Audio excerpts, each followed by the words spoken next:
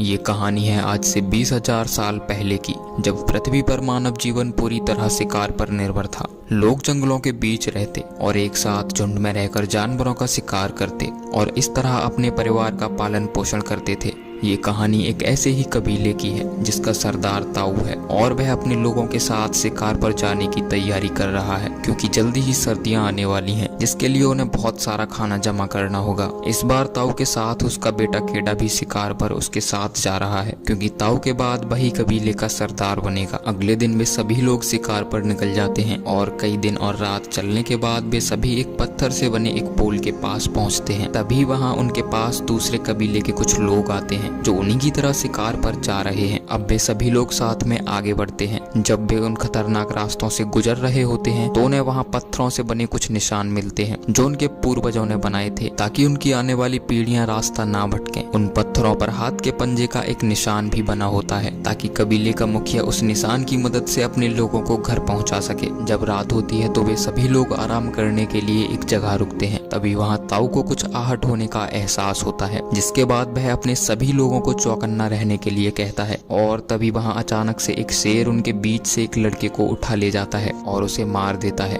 अगले दिन वे सभी लोग उस लड़के की आत्मा की शांति के लिए वहां कुछ पत्थर रखते हैं और अपने सफर को जारी रखते हैं। रात होने पर ताऊ अपने बेटे केडा के पास आता है और उसके हाथ पर एक निशान बनाता है जो रात में उसे उसके घर का रास्ता दिखाएगा। ताऊ केडा को अल्फा के बारे में बताता है, जो एक भेड़िया है और अपने झुंड का सरदार भी, जो हर कीमत पर अपने झुंड का ख्याल रखता है। अगले दिन उनके सामने जंगली भैंसों का एक झुंड होता है, जिनका शिकार करने के लिए वे सभी लोग एक साथ आगे बढ़ते हैं। तभी उनमें से एक भैंसा मारने के लिए उनकी तरफ बढ़ता है। ताऊ अपने बेटे केडा को वहां से हटने के लिए कहता है, लेकिन तब तक वह भैंसा उस पर हमला कर देता है। ताऊ अपने बेटे को बचाने के लिए उस भैंसे पर हमला भी करता है, लेकिन तब तक बहुत देर हो चुकी होती है और वह उसे अपने सींगों में डालकर पहाड़ी से नीचे फेंक देता है, जो पत्थरों से टकराते हुए एक पहाड़ी के बीच में जाकर एक पत्थर के ऊपर जाकर गिर जाता है। ताऊ ये देखकर बहुत दुखी होता है और वहाँ जोर जोर से चिल्लाने लगता है। उसके लोग उसे समझाते हैं कि उसका बेटा अब मर चुका है और वह वापस नहीं आएगा। थोड़े समय बाद ताऊ भी समझ जाता है कि उसका बेटा इस दुनिया से जा चुका है, इसलिए अगले दिन वे सभी लोग वहाँ केडा की याद में कई सारे पत्थर रखते हैं और उसकी आत्मा की शांति के लिए प्रार्थना करते हैं और वहाँ से चले जाते हैं। अब पहाड़ी पर केडा को दिखाया जाता है, जहाँ एक गिद्ध उसे नोचने के लिए उसके पास आता है। तभी केडा को होश आ जाता है, जिसके बाद वह अपने पिता को आवाज देता है, लेकिन वे सभी लोग वहां से जा चुके होते हैं। अब केडा उस पहाड़ी से उतरने की कोशिश करने लगता है, लेकिन तभी उसका पैर फिसल जाता है और वह नीचे की तरफ गिरने लगता है। तभी वह पहाड़ी की दरारों को अपने हाथों से पकड़ लेता है और वह अपने डैड को चिल्लाने लगता है। वहाँ बहुत तेज बारिश होना शुरू हो जाती है, जिसकी वजह से उस घाटी में बहुत सारा पानी जमा हो जाता है। केडा उस पहाड़ी से ज्यादा देर तक लटका नहीं रह सकता, इसलिए वह हिम्मत करता है और पहाड़ी से नीचे कूद जाता है। अगली सुबह वह जब जागता है तो देखता है कि उसका एक पैर टूट चुका है, जिसे जोड़ने के लिए वह पत्थरों के बीच में फंसाता है और उसे लकड़ी से बांध देता है। जिसके बाद वह अपने पिता को आवाज देते हुए अपने लड़खड़ाते पैरों से आगे बढ़ता है। तभी उसकी नजर वहां रखे उन पत्थरों पर जाती है, जिन्हें देखकर वह समझ जाता है कि उसके पिता वहां से जा चुके हैं, क्योंकि उन्हें लगता था कि केडा मर चुका है। केडा भूख और प्यास से बहुत परेशान होता है, इसलिए वह एक जगह रुकता है जहाँ उसे पीने के लिए थोड़ा पानी मिलता है और कुछ कीड़े मिलते हैं। लेकिन उसका पीछा करते हुए वहाँ कुछ भेड़िए आ जाते हैं और केडा पर हमला कर देते हैं। केडा उनसे बचने के लिए एक पेड़ की तरफ दौड़ता है, लेकिन उनमें से एक भेड़िया उसका एक पैर पकड़ लेता है, जिसे वह अपने चाकू से घायल कर देता है और वह पूरी रात उस पेड़ पर सोकर गुजारता है। अगली सुबह जब उसकी आंख खुलती है तो वह देखता है कि वह भेड़िया अभी भी जिंदा है, जिसे मारने के लिए वह आगे बढ़ता है। लेकिन केडा को उस भेड़िए पर दया आ जाती है और वह उसे नहीं मारता है। केडा अब उस भेड़िए का मुंह बांधकर अपने साथ ले जाता है और उसके जख्म को पानी से साफ करता है। जिसके बाद केडा उस भेड़िए को लेकर एक गुफा में पहुंचता है और रात को वहीं सो जाता है। सुबह जब वह जागता है तो देखता है कि उस गुफा के अंदर उसके पूर्वजों ने वैसे ही एक निशान छोड़ा होता है, जहां दवाई बनाने के लिए एक पत्थर भी रखा होता है। जिसके बाद केडा वहां से कुछ पत्तियां तोड़कर लाता है और दवाई बनाकर अपने पैर पर लगाता है और साथ ही उस भेड़िए के जख्म पर भी दवाई लगाता है। जब रात होती है तो केडा गुफा के अंदर आग जलाता है और वहां पड़े पत्थरों से अपने लिए कुछ हथियार बनाता है। केडा का पैर भी अब काफी हद तक ठीक हो चुका है। वह अपने हाथों पर बने उस निशान निशान को देखता है जो उसके पिता ने उसके हाथों पर बनाए थे, जो उसे घर का रास्ता दिखाएंगे। जब अगली सुबह होती है तो वह अपना सामान उठाकर वहाँ से आगे बढ़ना शुरू कर देता है। तभी वह देखता है कि उसके पीछे वह भेड़िया भी चल रहा है जिसे वह गुफा में छोड़ आया। वह उसे भगाने की काफी कोशिश करता है लेकिन वह भेड़िया फिर भी उसके पीछे आता है। दरअसल उस भेड़िए को कीड़ा से लगाव हो गया है, जिसके बाद वे दोनों घर की ओर बढ़ने लगते हैं। अब उन दोनों के बीच काफी अच्छी दोस्ती हो जाती है, जिसके बाद कीड़ा उसका नाम अल्फा रखता है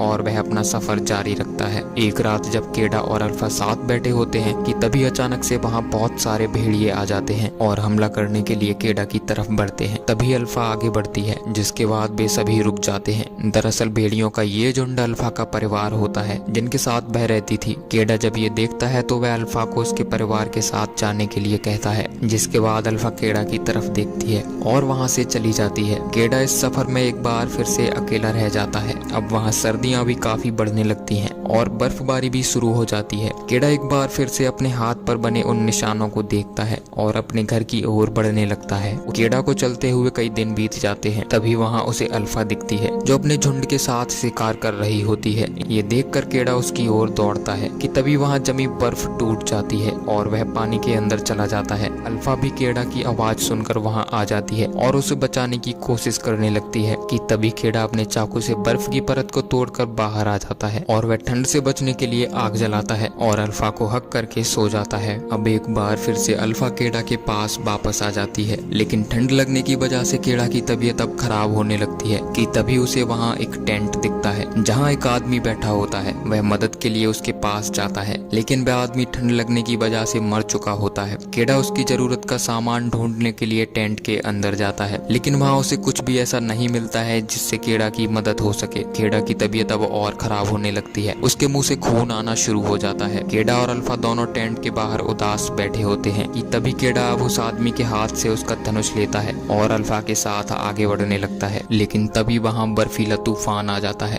और तेज हवाएं चलने लगती हैं। कीड़ा देखता है कि कुछ जंगली जानवर उनका पीछा करते हुए उनकी तरफ आ रहे हैं, जिनसे बचने के लिए वे वहाँ से भागना शुरू करते हैं और वे दोनों एक गुफा के अंदर जाकर छुप जाते हैं। लेकिन कीड़ा को नहीं पता होता है कि ये गुफा एक ब्लैक पैंथर की है जो हमला करने के लिए कीड़ा की तरफ बढ़ता है। लेकिन तभी अल्फा कीड़ा को बचाने के लिए उस ब्लैक पैंथर से भिड़ जाती है और उन दोनों के बीच लड़ाई शुरू हो जाती है, जिसके बाद कीड़ा उस धनुष से ब्लैक पैंथर पर हमला कर देता है और उसे मार देता है। इस लड़ाई में अल्फा भी बुरी तरह घायल हो जाती है, लेकिन वह कीड़ा की जान बचा लेती है। कीड़ा किसी भी कीमत पर अपने घर पहुंचना चाहता है, इसलिए वह एक बार फिर से अपने घर की ओर बढ़ने लगता है, जहां रास्ते में उसे पत्थरों से बना वैसा ही एक चिन्ह मिलता है, जिससे उसे पता चलता है कि वह सही रास्ते पर है और अपने घर के काफी नजदीक है। लेकिन वहाँ बहुत तेज बर्फीली हवाएं चल रही होती हैं, जिसकी वजह से उन्हें आगे बढ़ने में बहुत मुसीबतों का सामना करना पड़ रहा होता है कि तभी अल्फा के पैर लड़खड़ाने लगते हैं और वह नीचे गिर जाती है। कीड़ा उसे उठाने की काफी कोशिश करता है, लेकिन वह बहुत थक चुकी होती है, इस वजह से वह और नहीं चल सकती। जिसके बाद कीड़ा अल्फा को अपने कंधों पर उठाकर आगे बढ़ना शुरू कर देता है और थोड़ी देर बाद कीड़ा की तबीयत भी खराब होने लगती है और उसे एक बार फिर से खून की उल्टियां होती हैं और वह बेहोश हो जाता है कि तभी वह अपने सपने में अपनी माँ को देखता है, जो उसे कहती है कि उसकी ताकत ही उसकी शक्ति है। तभी कीड़ा की अचानक से आंख खुलती है और वह हिम्मत ना हारते हुए एक बार फिर से आगे बढ़ता है और अंत में वह अपने घर पहुंच जाता है, जहां उसके माता पिता और कबीले के सभी लोग होते हैं। ताऊ जब कीड़ा को देखता है तो उसे बहुत आश्चर्य होता है, उसे अपनी आंखों पर यकीन नहीं हो रहा होता है, लेकिन वह अब बहुत खुश है क्योंकि उसका बेटा वापस आ चुका है। जिसके बाद अल्फा और कीड़ा को अंदर ले जाया जाता है, जहाँ उनका इलाज किया जाता है। तभी अल्फा कई सारे बच्चों को वहाँ जन्म देती है और उनके कबीले का हिस्सा बन जाती है और इस तरह इस कहानी का अंत हो जाता है। तो दोस्तों आशा करता हूँ कि ये कहानी आपको पसंद आई होगी। अगर आपको ऐसी ही और वीडियोस देखनी है तो आप हमारे चैनल को सब्सक्राइब कर सकते हैं और वीडियो के नीचे एक अच्छा सा कमेंट कर दीजिए ताकि उसे पढ़कर मुझे थोड़ा अच्छा लगे और मैं मोटिवेट फील कर सकूं। तो मिलेंगे किसी नेक्स्ट वीडियो में, तब तक के लिए